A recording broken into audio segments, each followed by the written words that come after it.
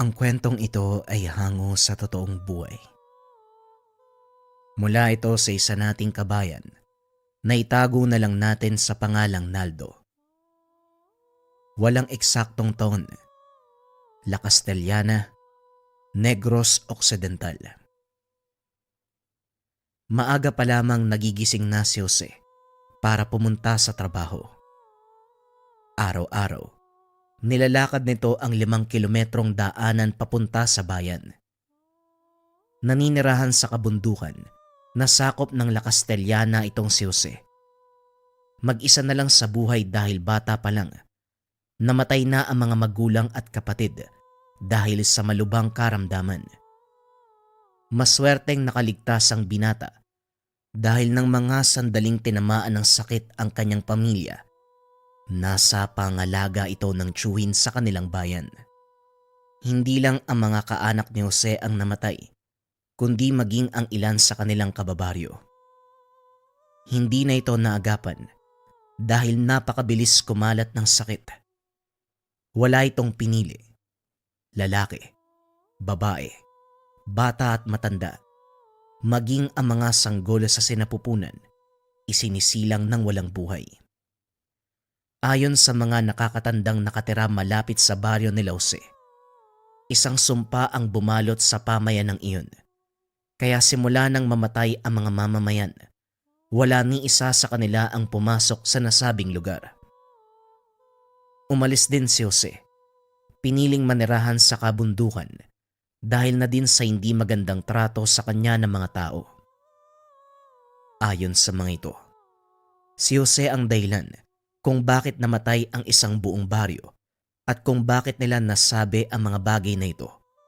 Malalaman nyo sa pagpapatuloy ng kwento.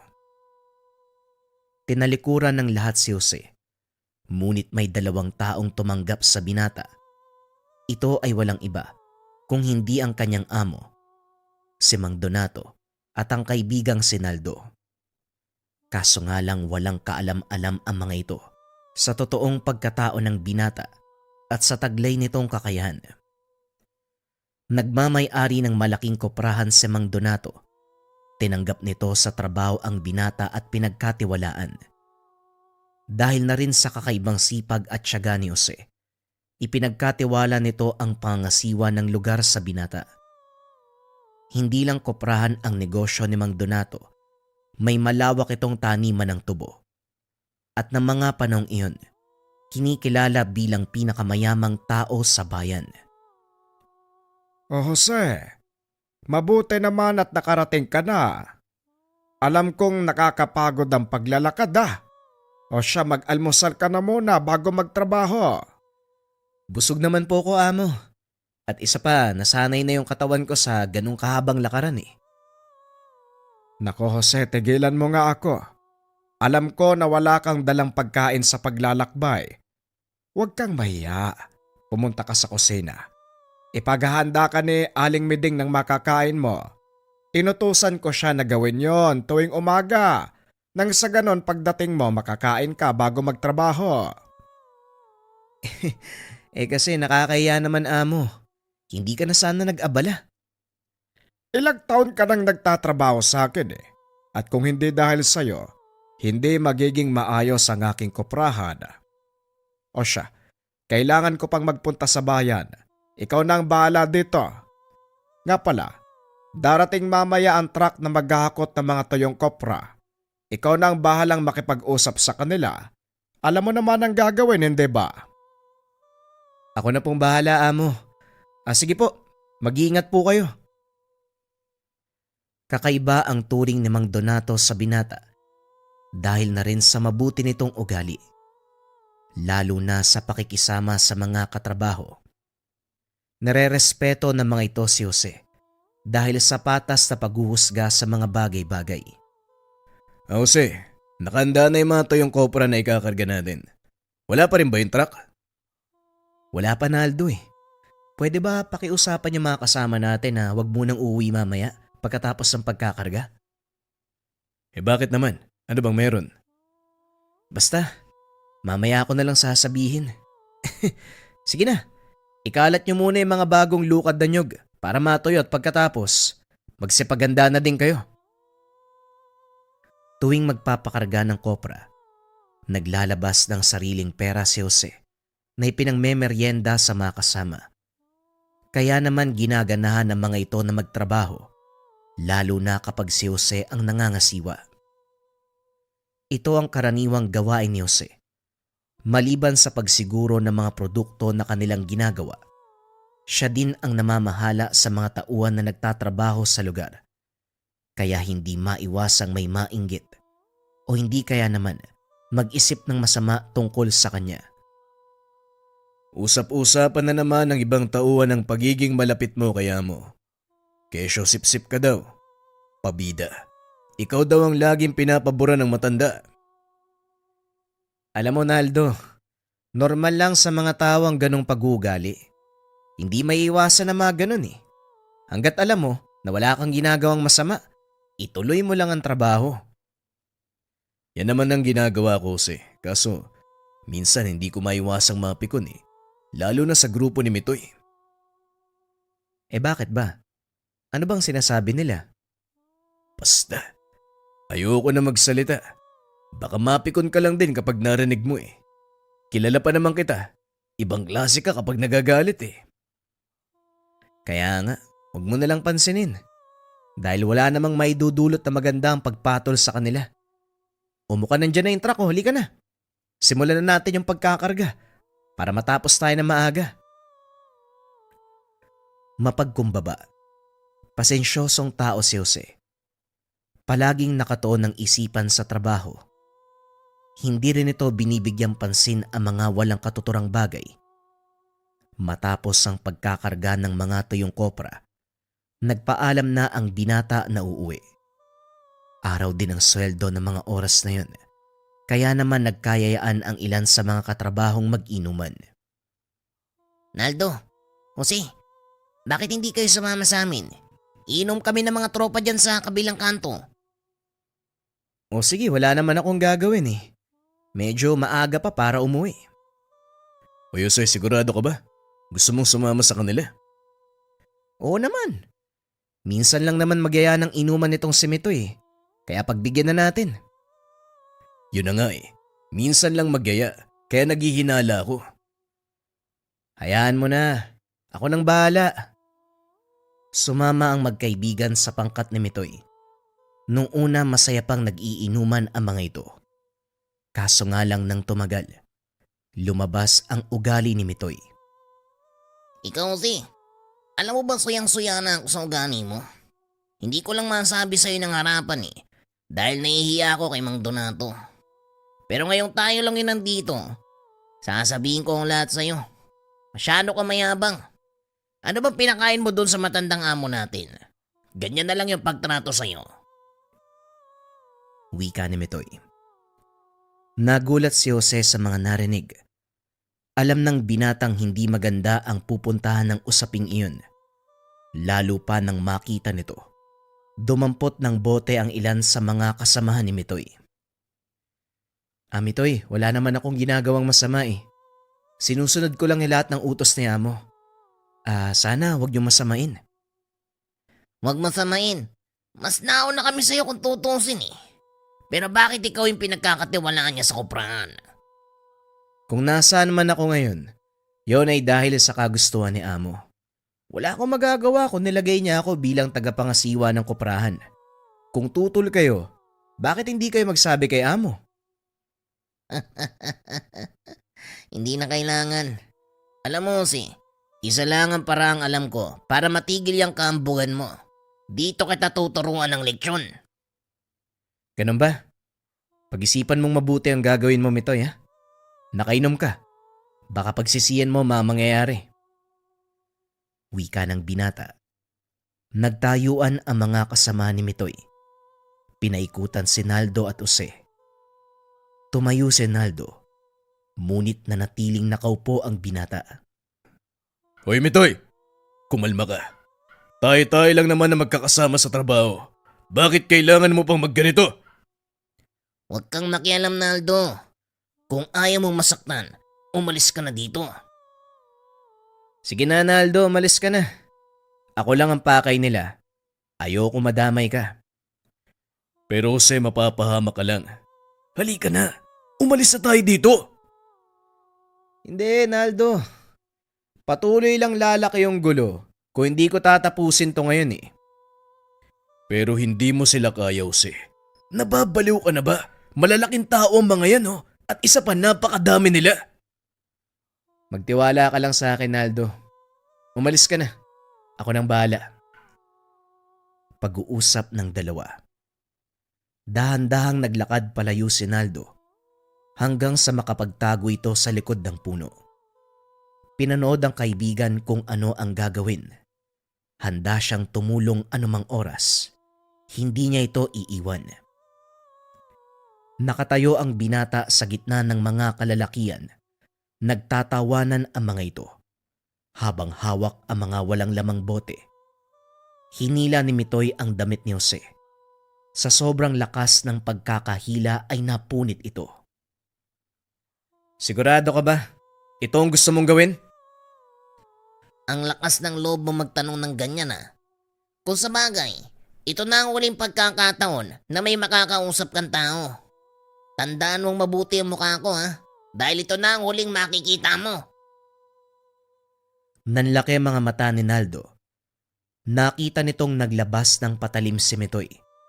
Walang pagdadalawang isip na sinapakang binata. Kaso nga lang laking gulat nito nang mabale ang patalim. Itinulak ni Jose si Mitoy dahilan para mapatras ito ng ilang hakbang. Anong ginawa mo? Paano naputol yung kutsilyo? Wala naman akong ginawa Ikaw nga yung sumaksak sa akin eh. Habang tinatanggal ang napunit na damit, tumambad kay Naldo ang tattoo sa magkabila nitong dibdib. 2 bilog na simbolo, may mga letrang nakaukit. Sator Coronados. Pinaghampas ng mga kasama ni Mitoy ang binata gamit ang mga basyo ng alak. Bagaman nabasag, hindi man lang nasugatan ang katawan ni Jose. Isa-isang sinuntok ng binata ang mga kalalakian. Laking gulat ni Mitoy sa taglay nitong lakas. Matapos gulpi ng mga kasamahan, ibinaling nito ang atensyon kay Mitoy. Walang pagdadalawang isip itong sinugod. Pinagsusuntok ni Jose ang kalaban hanggang sa magkalasog-lasog ang katawan. Hindi makapaniwala si Naldo sa nakita. Ito ang unang beses niyang mamalas ang ganong kakayahan ng kaibigan. Matapos gulpi ng pangkat ni Mitoy, umalis na ng lugar si Jose. Nagulat ito nang makitang nasa likod ng puno si Naldo. "Oh Naldo, anong ginagawa mo dito? Di ba ang sabi ko sa'yo umalis ka na?" Pasensya ka na, Jose. Hindi ko maiwasang mag-alala eh. Mamaya ako anong gawin sa'yo ni Mitoy eh. Hindi ba sinabi ko naman sa'yo na ako na ang bahala? Ay nakoli ka na nga, bago pa magising yung mga yan Mukhang malabong mangyari yan, Jose. Tignan mo yung ginawa mo. Ibang klase yung lakas mo Hoy, wag mong sasabihin sa iba yung nakita mo dito Maasahan ko ba yan, Naldo? Oo naman Para saan pang naging magkaibigan tayo kung ilalaglag kita? Pero teka, sabihin mo rin sa akin, saan ka kumuha ng ganong lakas? Ang mabuti pa umalis na tayo dito. Sa bahay ko na lang ipapaliwanag yung lahat. Pag-uusap ng dalawa. Pagdating sa tinutuloyan ni Jose, kinulit ito ng kinulit ni Naldo tungkol sa nakita. Dahil nakapagbitaw ng pangako, walang nagawa si Jose kung hindi sabihin ang dahilan kung bakit ganon siya kalakas. Yung lakas sa taglay ko, dahil sa mga tato sa magkabilang dibdib ko. Yung kaliwa, krus ng San Benito, napapaligiran ng mga letra. Bawat letra may basag na kapag inusal, nagagamit ng maayos. Magbibigay ng kakaibang lakas, kabal, kunat, depensa sa mga nilalang o pangkaraniwang tao. Yung sa kanan naman, Sator Coronados. Ito yung nagbibigay sa akin ng sapat na kalinawan sa pag-iisip, tamang pagpapasya. Kapag pinagsama ko yung kakayahan nila, nagkakaroon ako ng hindi masukat na lakas at katalinuhan. Sa haba ng paliwanag mo, wala naman ako nauunawaan eh. Pero, agimat yan, di ba? Parang gano'n na nga. Pasensya na ha. Yun ang pinakasimpleng paliwanag tungkol sa mga tattoo ko eh. Pero pare, saan ba nanggaling ang mga yan? Ito ba? Nakuha ko to nung may nakilala akong weirdong matanda eh. Kagaya ko may mga ganito din siyang tattoo. Pangalan nun Tandang Fabian. Pabian. Taga saan naman yung matandang yun? Andito lang yun sa paligid. Hayaan mo. Baka puntahan ko siya sa susunod na araw, isasama kita. Aba ayos ah. Mukhang gusto ko yung sinasabi mo ah. Sige, sasama ako. Gusto ko ding makilala yung matandang yun. Malay mo, bigyan niya din ako ng aghimat. Duda ako dyan pare. Pero wala namang mawawala kung susubukan, di ba? Ano, dito ka na ba matutulog? O uwi ka pa sa inyo? Siguro dito na lang. Natatakot ako umuwi eh. O sige, mas mabuti nga dito ka na lang matulog para maaga tayo makabalik sa trabaho. Asahan mo, marami tayong gagawin bukas. Matapos ang pag-uusap ay nagpahinga na ang dalawa. Hindi pa rin mapalagay si Naldo. Patuloy na bumabalik sa isipan ang kaganapan. Kinabukasan maagang nagising ang dalawa. Nagkape. Kagad pumunta sa koprahan. Nanlaki ang mga mata ni Naldo nang buksan nito ang trangkahan ng bodega.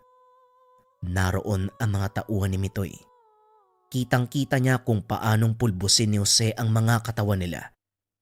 Kaya hindi ito makapaniwala na nagawa ng mga ito na tumayo at bumalik sa kanilang trabaho. O Jose, nandito yung grupo ni Mitoy. Hindi ba nilasog mo yung mga yan kagabi? Paano nangyari yun?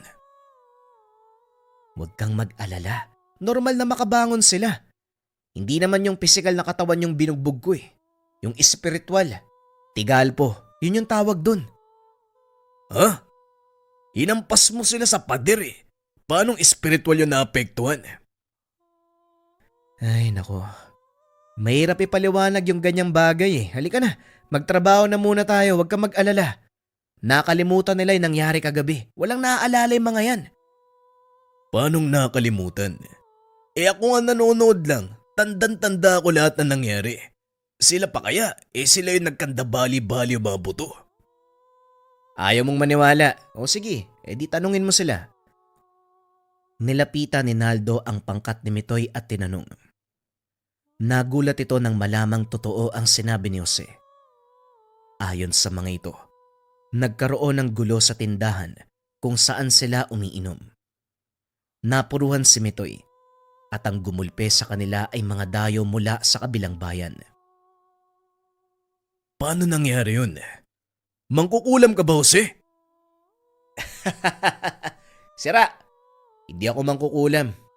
Sabihin na lang natin na meron akong kakayahan na gawin yung mga ganong uri ng bagay. Sige na, magtrabaho na nga tayo. Mamaya dumating pa si Mang Donato. Makita wala tayong ginagawa dito eh.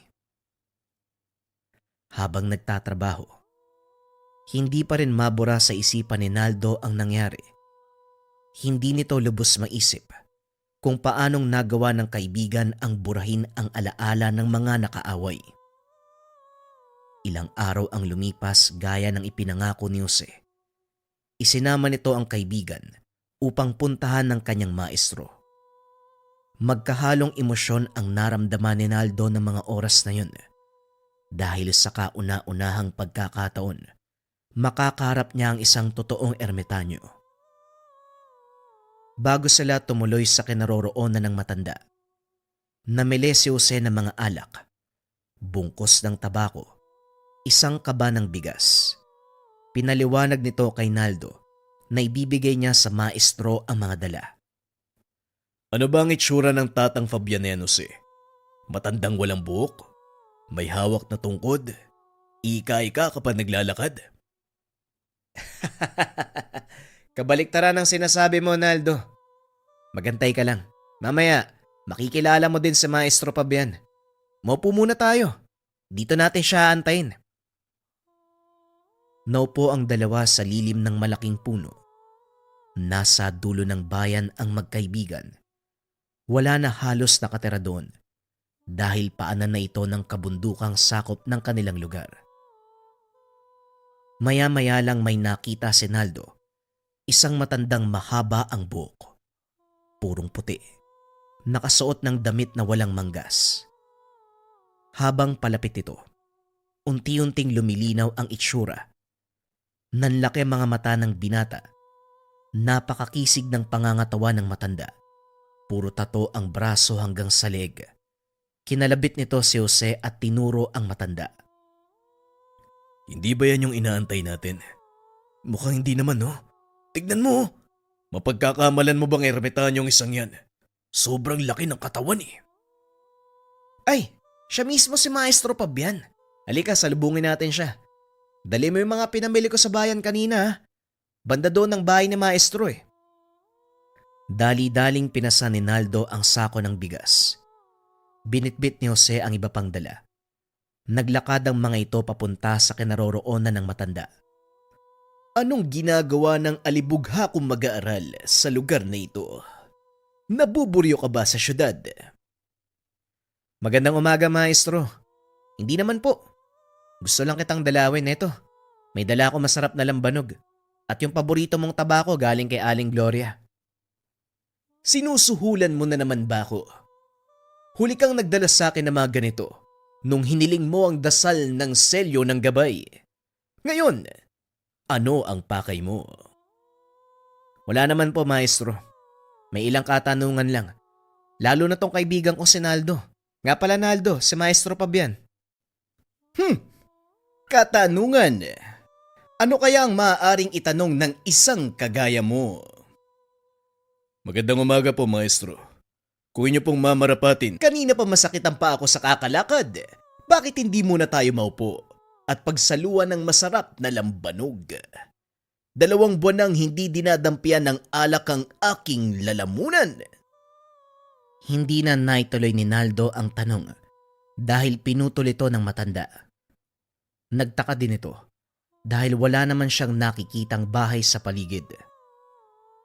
Jose, nakakatakot yung maestro mo, ha? Nasaan yung sinasabi niyang bahay? Wala naman ako nakikita.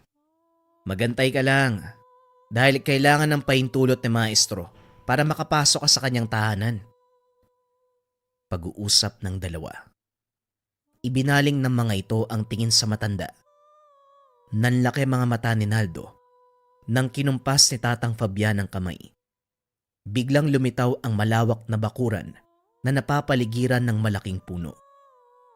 Napakagandang mga bulaklak. Sa kalagitnaan nito, isang maliit na kubo. Pinapahintulutan kitang pumasok! Bagaman nagdadalawang isip, tumuloy pa rin si Naldo. Natatawa si Jose sa reaksyon ng kaibigan. Tila ayaw nitong humakbang sa takot na baka kung ano ang mangyari.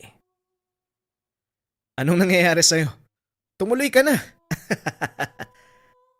Ang laki ng katawan mo pero natatakot ka. Wala kang dapat ipag-alala. Hindi kita ipapakain sa mga alaga kong sigbin.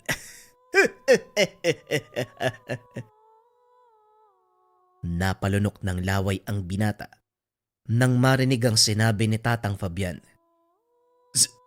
Sigbin? Totoo ba ang sinabi ng maestro mo? Oo, pero wag ka maniwala sa kanya dahil hindi naman kumakain ng tao ang mga sigbin. Uling at hilaw na papaya ang gusto ng mga yan. Marahang naglakad ang mga ito papasok sa kubo. Nung una ay hindi mapakali si Naldo. Ngunit kalaunan ay nawala sa isip ng binata ang mga misteryosong bagay sa paligid. Dahil na rin sa sobrang kalasingan, hindi na nito napipigilan ang sariling magsalita. Hanggang sa may tanong kay Tatang Fabian ang tungkol sa kakayahan ni Jose. Tatang, sabihin niyo po, ano po ba talagang sekreto ng kaibigan ko? Bakit ang lakas niya? Hindi pa tinatabla ng bala. Napatingin si Tatang Fabian kay Jose na noon ay nagkakamot ng ulo. Mukhang may kailangan kang ipaliwanag, Jose. Sabihin mo sa akin, paanong nalaman ng kaibigan mo ang tungkol sa mga kaalamang itinuro ko? Napabuntong hininga si Jose. Wala nang nagawa kung hindi sabihin ang pangyayari. Ganito po kasi yan, maestro. Pinagtulungan kami ng mga kasama ko sa trabaho eh. Wala na akong maisip na paraan kasi kami ang mamamatay ng mga oras na yun. Ginamit ko po yung mga tinuro nyo. At isa pa, hindi po ba? Para sa mga ganong pagkakataon naman ng mga kakayahan ko. Hindi kita tinuruan para manakit. Alam mo ang alituntunin ng mga aral na ibinigay ko. Gayon pa man ay nangyari na ang mga nangyari. Hindi na natin maibabalik pa. Huwag mo na lamang uulitin. Napuno ng pangaral ang tenga ni Jose ng araw na yon. Pinaliwanag ng matanda ang kakayahan ng binata kay Naldo. Ayon dito, 2 marka sa magkabilang dibdib.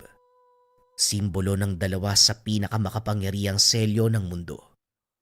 San Benito, Sator Coronados. Kapag pinagsama ang dalawang ito, nagkakaroon ng kakaibang lakas ng pangangatawan at katalinuhan sa pagpapasya ang taong may tangan. Ayon din sa matanda, ipinagkaloob niya ang 2 selyo para din maituwid ang kanyang buhay. Inabot ng dilim ang dalawa dahil naaliw ang mga ito sa pag-uusap. Nagpaalam na ang mga ito sa matanda dahil may trabaho pa kinabukasan. Nakakalungkot naman at kailangan na nating maghiwalay. Hindi ko alam kung kailan ka uli dadalaw. Pero kung sakali, alam mo kung saan ako hahanapin, hindi ba? Huwag po kayo mag-alala, Tatang. Kung gusto niyo po, araw-araw kaming pupunta dito eh. Wika ni Naldo. Natawa ang matanda sa sinabi nito. Pasensya na. Meron akong hindi nasabi tungkol sa lugar na ito. Oo nga pala. Alam mo ba yung tahanan ni Maestro? Lumilipat din kung nasaan siya? Yan ang kalokohan. Paano mangyayari yun? Ano yun, maglalakad yun? Hindi natapos ni Naldo ang sasabihin. Tinubuan ng 4 na paa ang kubo ng matanda. Nagsimulang maglakad palayo. Nasagot na ba ang katanungan mo? O siya, nagmamadali na ang aking bahay. Baka maiwan ako. Hanggang sa susunod nating pagkikita. Palagi kang mag-iingat, Jose. Kumaway na lang si Jose bilang tugon. Samantalang si Naldo ay tulala pa rin. Hindi makapaniwala sa mga nangyayari. Nang mga sumunod na araw, muling nagkita ang dalawa. Parang walang nangyari. Ngunit malinaw sa isipan ni Naldo ang lahat. Alam nito na totoo ang lahat ng nakita. Inakala ni Naldo na yun na ang pinaka nakakamanghang pangyayari sa kanyang buhay. Ngunit lingid sa kalaman, isang kaganapan ang darating na lalong magpapakilala sa kakayahan ng kaibigan. Naglalakad pa uwi ang dalawa nang mapadaan sila sa nayong sinilangan ni Jose. Pinaliwanag ng binata ang lahat ng tungkol sa lugar. Hindi din lingid kay Naldo ang naganap dito. Ngunit nagulat siya nang malaman na dito isinilang at lumaki si Jose. Pasensya ka na kung di ko nasabi sa'yo ha. Pero dito ako lumaki. Sinasabi ng mga dating nakatira sa lugar na to. Ako daw yung dahilan kung bakit nagmistulang sementeryo yung lugar na to eh. Maraming taon na nakakaraan. Wika ni Jose. Inikot ni Naldo ang tingin sa paligid. Nakikita nito ang mga lumang bahay. Punong-puno ng mga baging at matataas na talahibang lugar. At sa bawat harapan ng mga tahanan, may mga krus na nakatarak. Ang ilan, 3, 4, hanggang 5 krus. Ang mga krus na yan ay tanda ng mga libingan. Lahat ng namatay sa baryong to, inililibing ng kanilang mga naiwang kaanak sa mismong bakuran ng tahanan nila. Muling wika ng binata. Napansin ni Naldo ang lungkot sa boses nito habang nakatingin sa isang malaking bahay. May 2 krus na nakatarak sa bakuran. Kanino naman ang bahay na yan? Yan ang dati kong tahanan. Diyan ako pinanganak at nagkaisip. Pero nakakalungkot lang. Hindi ko na ngayon mararanasan ang dating masasayang araw. Ako yung sinisisi ng mga taga rito eh. Kaya huwag ka magtataka. Teka, ano yun? Nahinto sa pagpapaliwanag ang binata nang makita nito ang imaheng nakatayo sa bintana ng lumang bahay. Parang may tao sa loob. Tara, puntahan natin! Nakita mo rin pala, Naldo. Mas mabuti pa nga tignan natin kung sinong pumasok sa bahay. Dali-daling pumasok ang 2 sa lumang bahay. Nakita nila ang isang lalaki na nakasuot ng itim na damit. Sino ka? Anong ginagawa mo dito? Wika ni Naldo. Inawat ito ni Jose. Alam niyang hindi pangkaraniwang tao ang naroon. Sandali lang, Naldo. Tumayo ka sa likod ko. Hindi normal na tao yan. Anong sinabi mo? Kung ganon, anong nilalang yan? Isa siyang engkanto. Sumagot ka. Tama ba ako? Matalas ang pakiramdam mo, tao. Tama ka. Isa nga akong engkanto. Anong ginagawa ko dito? Ano pa nga ba? Alam ko na. Binibisita ko lang ang tahanan na minsan kong pinagkunan ng pagkain. Nanlaki ang mga mata ni Naldo nang marinig ang sinabi ng nilalang. Tinanggal nito ang itim na belo. Tumambad ang pulang mga mata. Naglabasan ang 4 na sungay. Marahang umatras si Jose habang hinaharangan ng kaibigan. Kung ganon, ikaw ang may gawa ng pagkamatay ng mga tao dito. Ako? Hindi ba ikaw ang sinisisi nila? Ikaw ang may dala ng sumpa. At yun ay dahil sa'yo. Mali ka. Dahil sa amin. Hindi lang ako ang natuwa sa pagkain mula sa nayong ito, kundi maging ang aking mga kauri. Biglang naglabasan ang maraming kamukha ng nilalang. Pinalibutan ng mga ito ang 2. Kinapa ni Naldo ang maliit na punyal sa kanyang tagiliran, ngunit inawat ito ni Jose. Walang silbi ang patalim na yan sa kanila, Naldo. Amin na ang kamao mo. Wika ng binata. Hinawakan nito ang 2 kamao ng kaibigan. Inusala ng dasal. Nakaramdam ng kakaibang lakas si Naldo. Yon ang unang beses na naramdaman ang enerhiyang ito. Anong ginawa mo sa akin, Jose? Sa susunod ko na ipapaliwanag. Sa ngayon, gamitin mo ang lakas na yan. Tulungan mo ako sa mga to. Sa palagay mo, may magagawa ang mga orasyon niyong mga tao. Walang kwenta ang mga dasal. Baka nakakalimutan niyo. Iisang aklat ang pinagkukunan ng ating mga kakayahan. Tama ka. Isang aklat nga ang pinagkukunan ng ating mga kakayahan. Ngunit magkaiba ang ating paniniwala. Ang kakayahang taglay ko, ginagamit para protektahan ng mga nilalang ng Ama. Samantalang kayo, ginagamit niyo ang biyaya ng Diyos para saktan at lipunin ang kanyang mga nilikha. Ang ama mong pinaniniwalaan, matagal ka nang tinalikuran.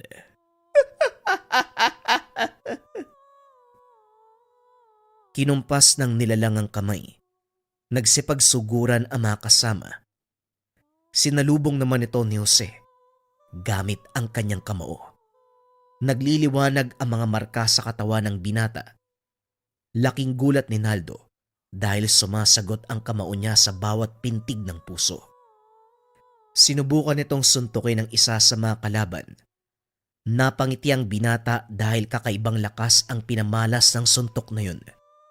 Pinagtulungan ng 2 ang mga nilalang hanggang sa magsipulasan ang mga ito. Naiwan na lang ang kanilang pinuno. Ako si Aghan. Pinuno ng mga dalawi daw. Kung sa palagay mong nakakalamang ka, hindi pa ako nagsisimula. Nagpakilala ito sa pangalang Aghan. Sinugod ito ni Jose. Sinalubong naman ng binata ang atake. Sa pagkakataong iyon nanonood lang si Naldo. Namalas nito ang kakaibang lakas ng kaibigan, maging ang kakaibang lekse ni Jose. Nakikita ng binata ang bawat atake ni Aghan, kaya naman mabilis niya itong naiiwasan. Sunod-sunod na suntok ang binigay ni Jose, hanggang sa manghina na ang kalaban. Napalhod na lang ito. Hinawakan ni Jose ang magkabilang sungay ng nilalang. Binalibag sa sahig. Dahil sa lakas ng pagkakampas ni Jose, tuluyang gumuho ang lumang tirahan. Paulit-ulit nilampaso ng binata ang kalaban hanggang sa kusa na itong maging abo at naglaho. Sino yung nilalang na yun, Jose? Saka anong kinalaman niya sa nangyari dito sa baryo niyo?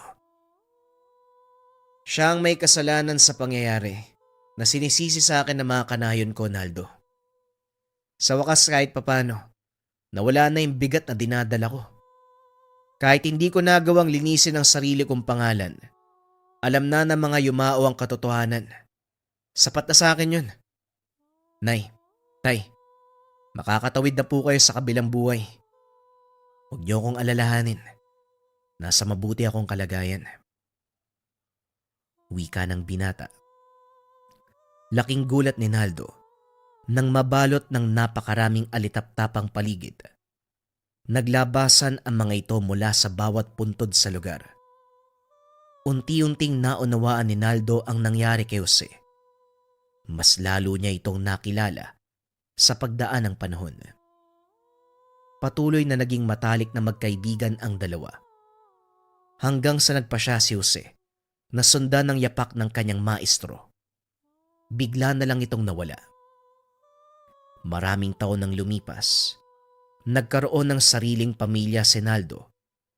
Inakala nito na hindi na sila magkikita ng kaibigan hanggang sa sumapit ang dapit hapon ng kanyang buhay. Kasalukuyang nakaupo si Naldo sa tumba-tumba nang maaninag nito ang imahe ng isang lalaki. Kagaya niya puti na ang buhok at may hawak na tungkod. Sinasabi ko na nga ba, dadalawin mo din ako. Ano, Jose? Kumusta?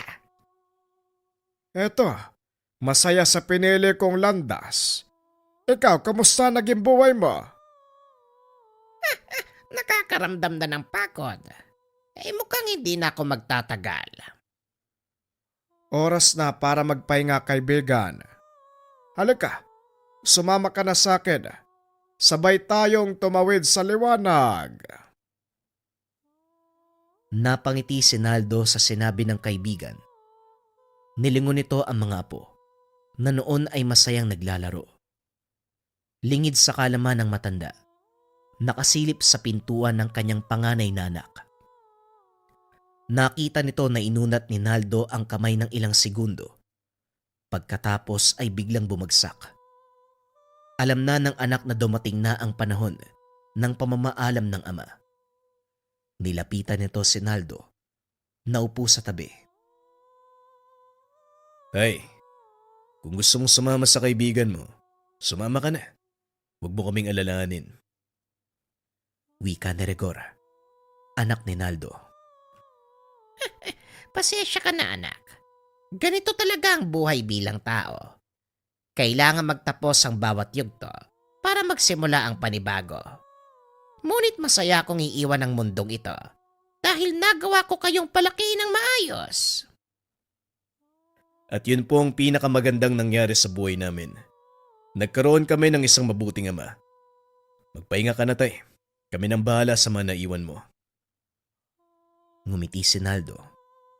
Marahang ipinikit ang mga mata. Narinig ni Rigor ang huling kataga na binulong ng ama. Halika na, Jose. Handa na akong sumama sa liwanag. Matapos nun, tuluyang binawian ng buhay ang matanda. Ngunit bago pa man tuluyang magtapos ang buhay, naipaliwanag niya ang mga karanasan, dahilan kung bakit nakarating sa atin ang kwento ni Naldo at ng kaibigan niyang si Jose. Ang taong nagtatangan ng kapangyarihan, ang selyo ng San Benito at Sator Coronados. Ang susunod na kwento ay bagong kwento pa rin mga kabayan. Ito ay tungkol pa rin sa Sator Coronados. Huwag na nating patagalin pa. Simulan na ang kwento. Ang kwentong ito ay hango sa totoong buhay. Mula ito sa isa nating kabayan na itago na lang natin sa pangalang Mang Salome. Taong 1980. Sibulan Negros Oriental. Hoy Salome, umaga pa lang nag-iingay ka na dyan ah. Ano ba yung inuukit mo sa tabletang bato? Hindi ba sapat yung mga hinulma mo? Sangkaterba na nga yung mga yun nakatambak sa kwarto eh. Wika ni Mang Ganoy sa kapatid na si Mang Salome. Kasalukuyang hinuhulma ni Mang Salome ang nabiling kaperasong marmol sa kakilalang sepulturero. Ukitan ng dasal ng medalyong Sator. Malapit na sanang matapos. Kulang na lamang ng isa. Ay naku, napakaingay ng bunganga mo. Bumalik ka na nga lang sa pagtulog. Hindi ka naman nakakatulog eh. Wika ni Mang Salome. Nasa ginagawa lamang ang tingin. Hindi nag-abalang lumingon sa kapatid. Sabihin mo nga sa akin kung paano ako makakatulog. Ang ingay-ingay mo riyan. Parang nababaliw ka na sa lagay mo eh. Salome, habang tumatanda ka kung ano-ano ang ginagawa mo, hindi na kita maintindihan. Diyos mio kang gurang ka. Pati orasyon inuukit mo sa bato. Meron pang lapida. Bakit mo kasi pinupuna yung ginagawa ko? Hindi nga kita pinapakialaman eh. Kasi naman kapuna-puna. Meron ka ng 6 na marmol, kulang pa ba? Nakakaubo yung alikabok eh. Lumayo ka kasi para hindi ka maubo. Yung kusina yung atupagin mo para makapagkape tayo pagkatapos ko rito. Ako yung mas matanda tapos ako yung uutusan. Aba ayos din to ah. Kapag sinunod mo yung sinabi ko, bibigyan kita ng pangsugal mamaya. Narinig ko mamayang hapon may sabong. Ay, kung ganyan ang usapan, ipagtitimpla kita ng kape. Lulutuan pa kita ng agahan. Ano ba ang gusto mo? Biskweto, tinapay. Bibilan kita, sige. Natawa si Mang Salome sa sinabi ng kapatid. Kapag usapang sugal ang dali mong kausap. Tinapay yung hindi matigas. Wala na akong ngipin eh. Walang matigas na tinapay sa mainit na kape. O siya, pupunta na ako ng kusina para makapaganda. Napailing na lang si Salome. Tinapos na ang paghulma ng marmol. Nagtungo sa lamesa para makapagkape. Habang kasalo si Mang Ganoy, napag-usapan nila ang nasagap na balita. Pagpunta ko dun sa tindahan, naabutan ko nagkukumpulan yung mga chismosa. Ginawang pulutan yung nangyari sa kabilang bayan. Masyado na yung malayo pero umabot hanggang dito eh. Balita tungkol sa mag-ina. Inatake daw ng kung anong hayop. Yung iba sabi nila lang. Parehong namatay. Yung bata daw natagpuang wala ng dugo sa katawan. Wakwak yung tiyan eh. Ganon din yung ina. Nag-iisa lang ang bahay sa gitna ng malawak na talayban. Kaya ayon, walang nakasaklolo. Pag-uwi ng asawa galing trabaho wala nang naabutan.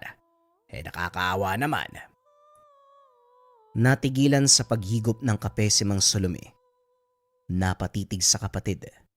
Napahugot ng hininga nang maramdaman ang sakit ng pagkawala.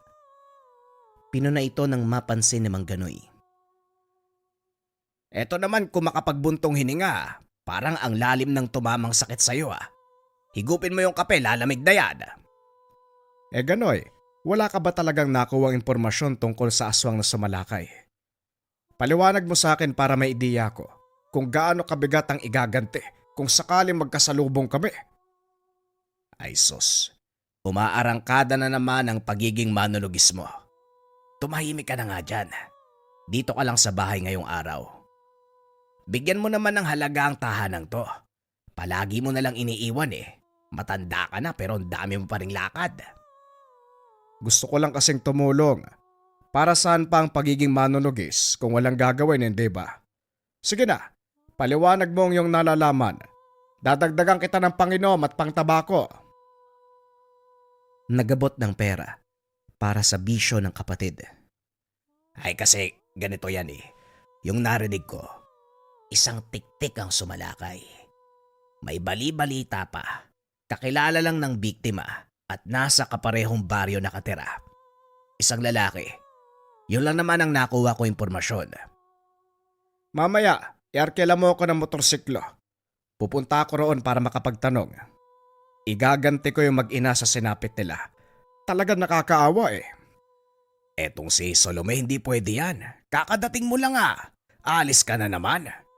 Dito ka muna sa bahay kahit ngayong araw. Hindi to libingan na dadalaw-dalaw ka lang. Basta mag-arkila ka. Babawiin ko yung pera sa'yo. Huwag mo na akong kontrahin. Alam ko ang ginagawa at nag-iingat naman ako. Basta mamayang hapon ipakuha mo ko rito ha. Yung mura lang ang singil para makatipid. Napabuntong hininga si Mang Ganoy. Kapag ganitong usapan, hindi mapipigilan ang kapatid. Nang mga sumunod na oras, binalikan ni Mang Salome ang ginagawang tableta. Isa-isang inukit dito ang mga letra ng orasyon. Maingat ang bawat proseso para maging maganda ang resulta. Nang makumpleto, ganun na lamang ang pagngiti ng matanda. Ang ganda ng ngiti pero sayang kasi walang nakikita ang ngipin. Si Nolan pala ang pinakiusapan ko. May motorsiklo kasi ang binatang yon. Nasa labas na siya, papawiin ko ba? Hindi ka pa nakapaganda eh. Ang hilig mo namang umeksena, tanda. Kumatok ka nga muna bago ka pumasok. Nakakagulat ka rin eh. Pagintayin mo siya, magbibihis lang ako. Pakibalot ng tela mga tableta. Dadaling ko yan mamaya. Ano daw? Ang bigat ng mga to tapos bibit-bitin mo. Hindi mo man nakikita ang iyong sarili, Salome. Nakukuba ka na nga, magbubuhat ka pa. Maawa ka sa mga buto mo. Matandang to. Akala mo malakas ka pa eh. Konti na lang ugod-ugod na. Tinitigan siya ng masama ni Mang Salome. Naintindihan naman ng kanyang tingin kung kaya't wala ng reklamong sumunod. Binalot ng makapal na tela ang 7 tabletang marmol. Maingat na sinilid sa bayong. Naunang kinarga sa motorsiklo. Pati ang binatang driver ay napapatanong. Sinenyasan na lang ni Mang Ganoy na tumahimik kung ayaw makatikim ng salita mula kay Mang Salome. O siya, lalakad na ako. Wag mo na akong antayin mamayang gabi dahil hindi ako uuwi. Bukas, hindi rin ako sigurado kaya mas mabuting isipin mo na lamang ang iyong sarili. Talagang hindi kita iisipin, ang pangit mo eh. Pagka-uwi mo, huwag mong kalimutan na magdala ng tabako ha. Malapit nang maubos yung sakin eh. Ay nako, halika na nga bata. Umalis na tayo dito. Mamaya kung ano pang isipin niya na ipadala eh. Nakarating si Mang Salome sa mismong tahanan ng biktima. Hindi nakaburol ang mga katawan dahil sa lala ng kalagayan. Pinasunog na lamang at diretsyong inilibing ang abo. Bago nagtawag ang matanda, may paalalang ibinilin ang binata. Manong, biktima po ng aswang ang mag-ina sa bahay na yan. Balita ko rin po, hindi makausap ng maayos yung asawa dahil sa nangyari. May narinig pa nga ako eh. May hinabol daw yan ng itak. Wala akong ideya kung anong pakay nyo. Pero, sigurado po ba kayo? Tutuloy kayo dyan? Ako ang kinakabahan para sa inyo eh. Nolan, mas mabuting bumalik ka na lang para matulungan mo ang tatay mo sa pag-aalaga ng mga baboy. Ayos lang ako dito. Huwag mo kong alalahanin. Tumuloy sa tahanan si Mang Salome. Kagad naman siyang sinalubong ng isang lalaki na may bitbit na itak. Masama ang titig nito. Akma siyang susugurin. Dali-daling nagpakilala. Sandali, hindi ako manggugulo. Hindi ako kalaban. Nabalitaan ko ang nangyari sa mag-ina mo. Nandito ako para hanapin at tugisin ang aswang na ng biktima. Tutulungan kita magigante kung hahayaan mo ko. Ibinaba ng lalaki ang patalim. Sinuri ng tingin si Mang Salome. Pinatuloy niya sa loob ng tahanan at doon nag-usap. Raul ang pangalan ko, Manong. Taga saan po ba kayo? Hindi kita napapansin dito sa lugar namin eh. Paano nyo rin po pala nabalitaan na nangyari? Gano'n na ba kabilis kumalat ang balita ngayon? Kung balita tungkol sa aswang, oo. Isa itong banta sa mga tao kung kaya't pinakalat upang maalerto ang lahat. Ako si Mang Salome, isa akong manunugis. Maraming taon ko nang ginagawa to eh. Marami na akong pinuksang aswang. Isasali ko sa listahan yung nilalang na pumatay sa mag-ina mo. Nagtataka siya sa ipinakitang reaksyon ni Raul. Hindi maintindihan. Makikita sa mata ang kagustuhang magigante, pero parang nag-aalangan. Manong, sa totoo lang, kilala ko yung aswang na yun eh. Nandito lang siya sa paligid. Nagkaroon kami ng away matagal na panahon na nakalipas. Pero bigla na lang siyang gumanti ngayon eh. Ilang beses ko siyang napansin na umaaligid sa tahanan. Hindi ko masyadong pinansin kasi akala ko wala lang eh. Kaso nga lang ito nangyari. Ganun ba?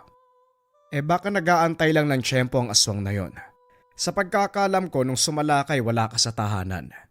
Yun sigurong pagkakataong planong sumalakay ng nilalang. Hindi bale, tutulungan kita sa usaping yan. Inilatag niya ang 7 medalyon sa bawat sulok ng bahay. Nang mailagay sa tamang pwesto, nagsagawa ng maiksing orasyon. Sa pamamagitan nito, direktang paghamon sa nanggagambalang aswang. Muli nilang pinag-usapan ang detalyong deskripsyon ng tao. Pagsapit ng gabi, bantay sarado ng dalawa ang buong paligid. At gaya ng inaasahan, nakita nila ang isang lalaki na naglalakad sa kalagitnaan ng mga talahib. Hindi to mapalagay. Panay ang paglingon. Siya na po yung sinasabi ko, Manong. Ano pong gagawin natin? Mamaya bigla yung magpunta rito eh. Wala akong alam sa pakikipaglaban sa ganyang klase ng nilalang. Huwag kang mag-alala, iho. Protektado ang buong lugar. Walang magagawang aswang na yan kahit lumapit pa rito. Hindi mo rin kailangan lumaban dahil ako ang haharap sa kanya. Kami ang magtutuos. Pero hindi pa sa ngayon. Hayaan mo lang siya. Naguluhan si Raul sa ibig sabihin, pero hindi nakapagtanong nang mapansin na nag-uusal ang matanda. Kasabay nito ay ang paglapit ng nilalang. Dumaan lang. Ang nakapagtataka ay si Raul lang ang nakita, hindi ang matandang manunugis. Nang makalayo ang lalaki, hindi mapigilang magtanong. Manong, anong nangyari? Bakit parang hindi ka nakita nun? Sa akin lang siya nakatingin eh. Epekto po ba yan ng dasal nyo? Tama ka. Sinadya ko ang ganitong pamamaraan. Mas maganda kung pahihirapan siya ng paunti-unti. Paglalaroan. Mas maganda rin yan. Para hindi niya malaman kung sinong may gawa. Mapoprotektahan ka rin. Mas mabuti nang maging maingat. Tumangulang si Raul. Buo ang tiwala kay Mang Salome, kung kaya't hinayaan ito sa anumang gagawin. Paglipas ng mga oras, muling nagsagawa ng orasyon ang manunugis. Ganon na lang din ang pagtataka dahil 2 presensya ng aswang ang naramdaman. Ang isa ay tiktik at ang isa ay gabunan. Malakas ang banta ng gabunan kumpara sa tiktik. Tapos na sa pambibiktima ng mag-ina. Dahil dito, mas pinagtibay ang orasyon sa mga medalyon upang mapalakas ang pangontra. Nang mga sumunod na sandali, lumabas si Mang Salome nang mapansin ang puwersa nito sa paligid. Tulog na ng mga sandaling ito si Raul, kaya siya na lamang mag-isa ang sumuli sa labas. Bitbit ang sulo, latigo, dahan-dahang naglibot. Hindi nagtagal napansin ang taong papalapit. Itinarak sa lupa ang dulo ng sulo at saka nagmamadaling umusal ng orasyong sa bulag. Umabot naman hanggang sa kinalalagyan ang depensa ng mga medalyon. Nakita kung paanong umiwas ang tao nang maramdaman ang epekto sa hangin. Napatitig ito sa tahanan, kapansin-pansin ang galit.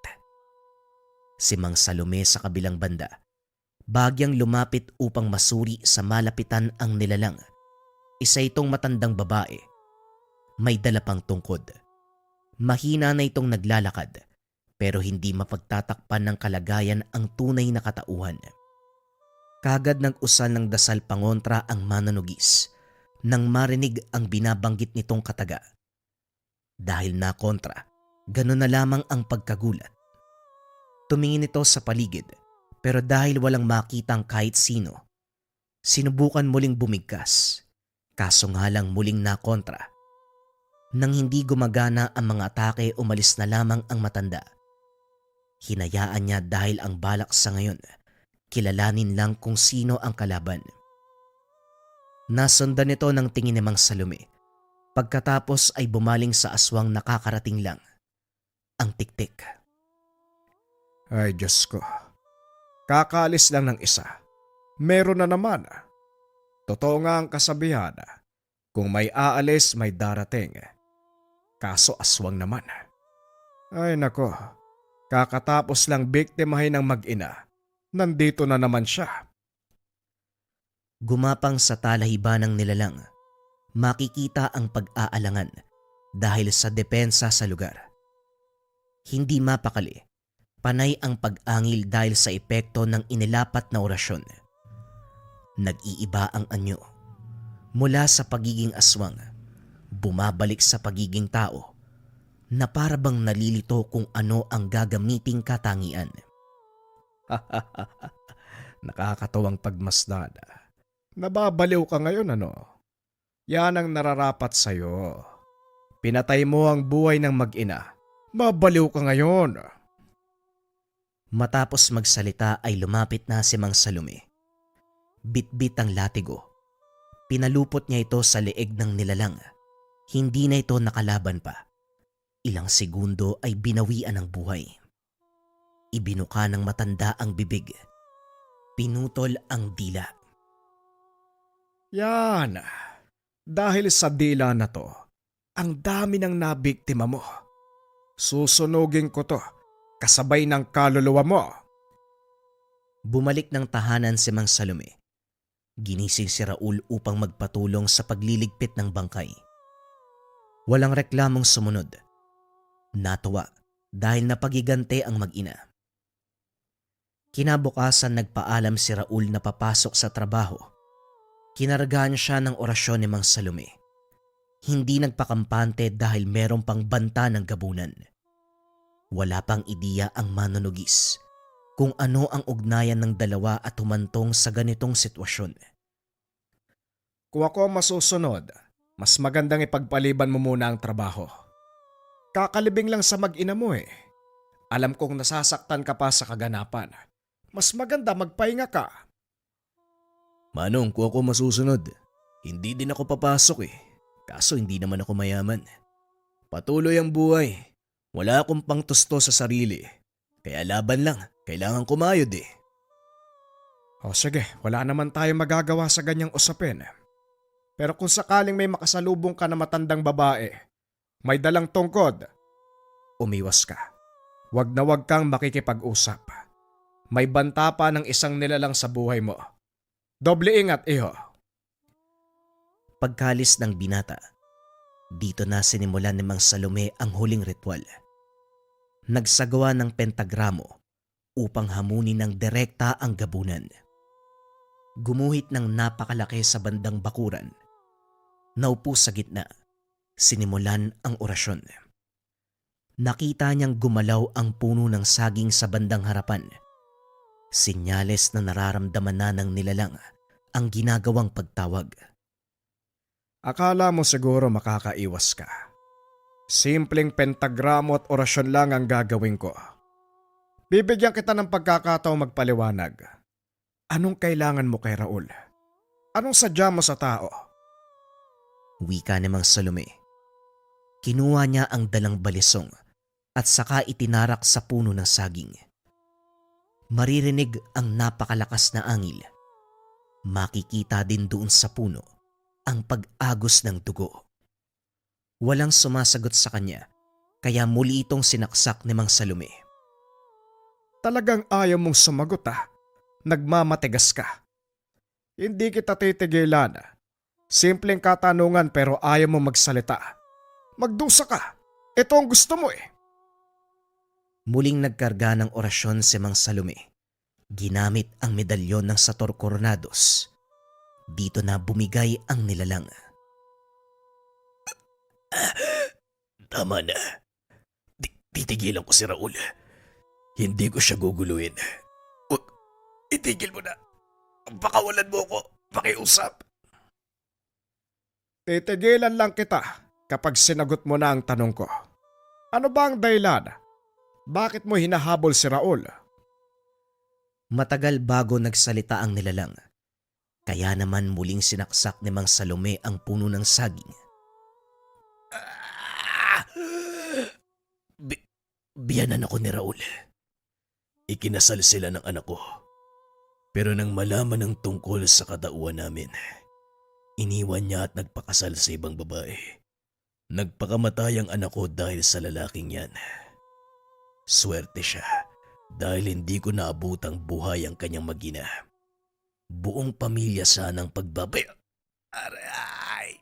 Itigil mo na yan!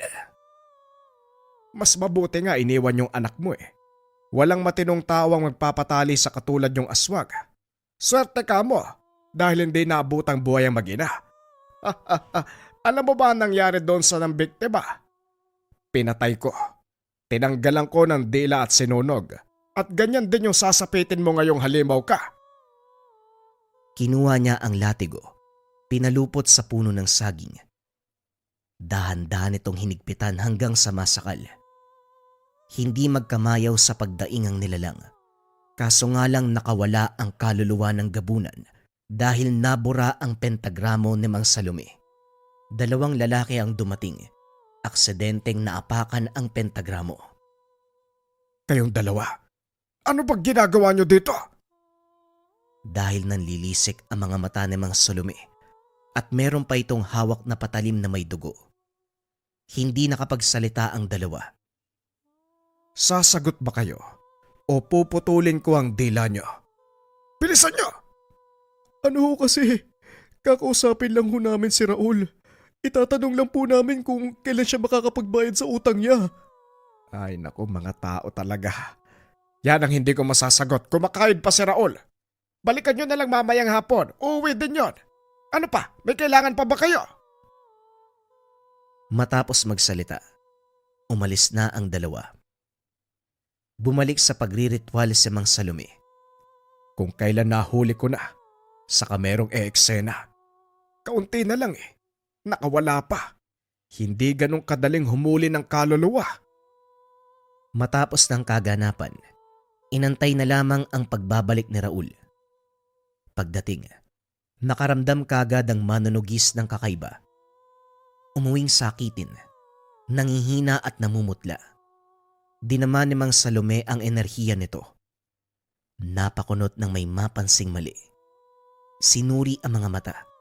Dito napagtantong nawawala ang kamalayan ni Raul. Pinahiga niya ito malapit sa medalyon. Ilang sandali pa ay nawalan ng malay ang binata. Sige lang, iho. Magpahinga ka lang muna. Nakakainis kasi. Nakawala pa yung nahuli ko Mabuti na lang talaga. Nakargahan kita ng orasyon kanina. Hindi gaanong umepekto ang sumpang inilapat sa'yo. Matigas talaga yung ulo ng nilalang na yan Matapos magsalita, muling umukit ng pentagramo si Mang Salome. Dinala sa loob ng pentagramo ang puno ng saging. Inukitan ng iba't ibang uri ng letra. Nagdasal ng inkantasyon. Buong puwersang sinaksak ang puno. Muli niyang narinig ang paghiyaw ng nilalang. Swerte ka lang kanina dahil merong nanggulo sa ritual ko. Ngayong nandito ka na, papatayin na kita. Talagang binalikan mo pa si Raul, ah? Dali-daling pinulupot ng matanda ang latigo sa dulo ng puno, sabay higpit upang masakal. Ganon na lamang ang pag-angil ng nilalang.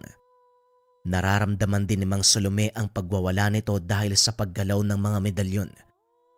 Laking gulat ng matanda. Naririnig niya ang bawat pagsigaw. Nasa malapit lang ang aswang. Dali-dali niyang hinugot ang latigo at saka lumabas. Patuloy pa rin sa pag-uusal ng dasal hanggang sa makita ang hinahanap. Nakabulagta ang aswang sa talahiban. Kagad itong tumayo nang makita ang manunugis. Panay ang pag-ilag ni Mang Salome sa ginagawang pag-atake. Hindi na ganong kalakas at kabilis ang kilos nito dahil sa mga ginawa ng matanda. Talagang pumunta ka pa rito, ano? Nagbabakasakali ka ba na mapapatay mo kaming dalawa? Pinaglaruan ni Mang Salome ang gabunan. Paulit-ulit na hinahampas ng latigo. Naturingan kayong pinakamalakas sa pisikal na laban. Kaso ang problema, hindi yun ang ginamit ko sa'yo. Pasensyahan tayo. Dito ka na mamamatay. Matapos magsalita ni Mang Salome, kinuha ang punyal, pinunasan ng puting tela, kinargahan ng orasyon. Dahan-dahan niya itong binaon sa puso ng nilalang. Ang ginawa kong proseso sa'yo ay isang maayos na paraan sa pagkitil ng buhay ng isang nilalang. Nirespeto pa rin kita. Kahit ang dapat sa mga kagaya nyo, patayin na lang ng diretsyo. Pero alam ko na meron kang pinanghuhugutan. Meron kang dahilan sa pambibiktima. Kaso nga lang, hindi pa rin tama ang pumatay. Sinunog ni Mang Salome ang katawan ng nilalang. Bumalik na sa tahanan. Pagkarating niya ay gising na si Raul. Manong, wala po ako may bibigay sa inyo kundi pagpapasalamat lang. Ay sus Mariosep, sa dami ng nangyari, bayad ang iniisip mo. Iho, ang layunin ko ay makatulong sa kapwa laban sa mga hindi ordinaryong nilalang. Hindi ako kumikita ng anumang salapi.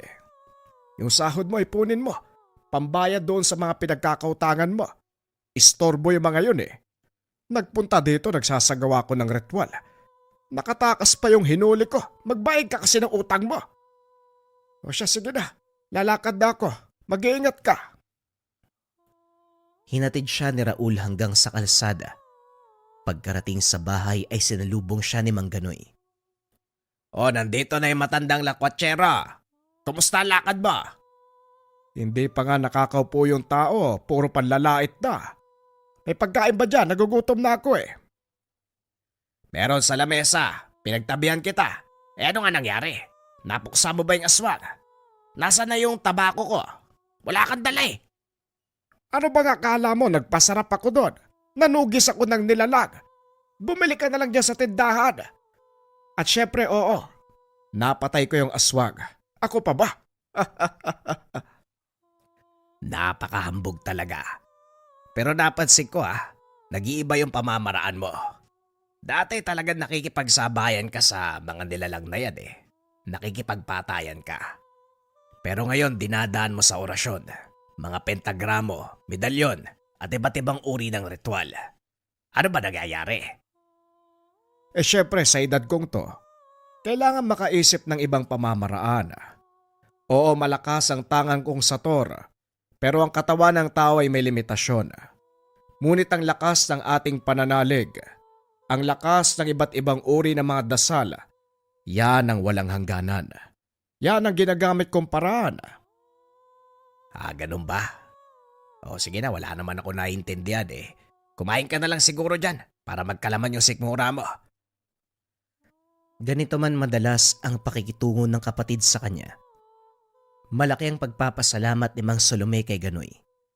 Suportado siya nito sa piniling larangan. Alam din ng kanyang kapatid na marangal at dakila ang layunin ng gawain nito. Ginagamit niya ang kaalaman para sa kapakanan ng ibang tao.